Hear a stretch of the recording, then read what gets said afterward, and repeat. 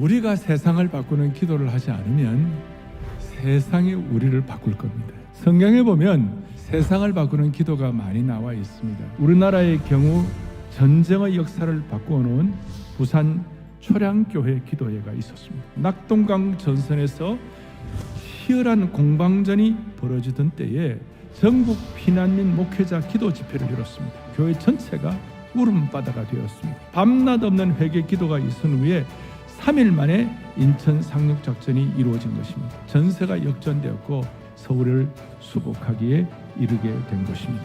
하늘의 역사에서는 이것이 그 기도회를 통하여 이루어졌다고 믿는 것입니다.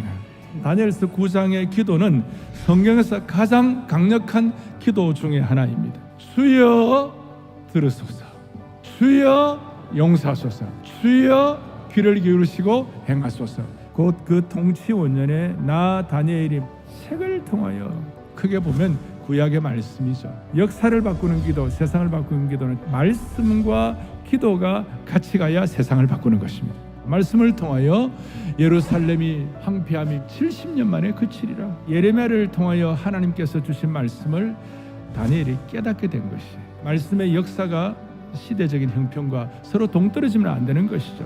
한 손에는 예언의 말씀과 한 손에는 역사적 현실을 붙잡았는데 역사적 현실을 기도를 통하여 극복하도록 만들어 주셨다 그 말이에요. 1절에 보니까 다리오가 갈대아 나라 왕으로 세움을 받은 처태라 그랬어요. 느부갓네살을 비롯한 바벨론 제국을 섬겼는데 이제는 세상이 바뀌었어요. 다니엘의 마음속에 천하를 장악하고 천하를 움직이시는 분은 천재 주제이신 하나님이시구나.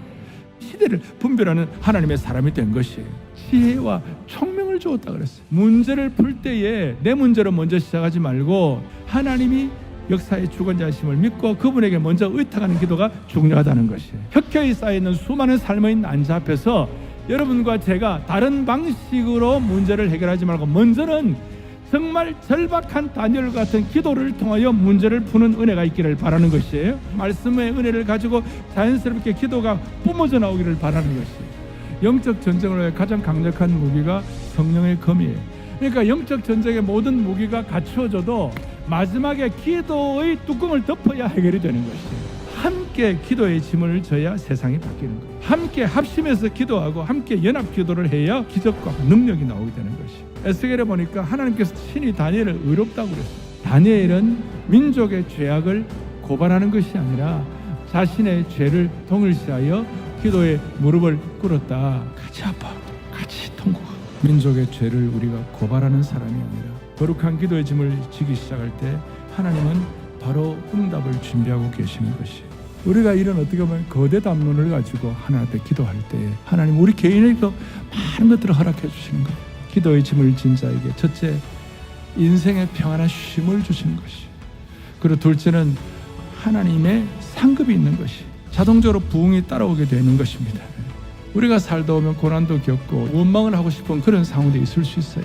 그런데 하나님께서 욥기 마지막 뒷부분 42장 자신을 비난했던 친구들을 위하여 기도한 이후부터 하나님께서 놀라운 축복을 주신 것이. 의인의 간구는 역사하는 힘이 많은 줄로 확신합니다. 여러분 주여 3창 우리가 할 때에 하나님이 반드시 역사하실 줄로 믿습니다.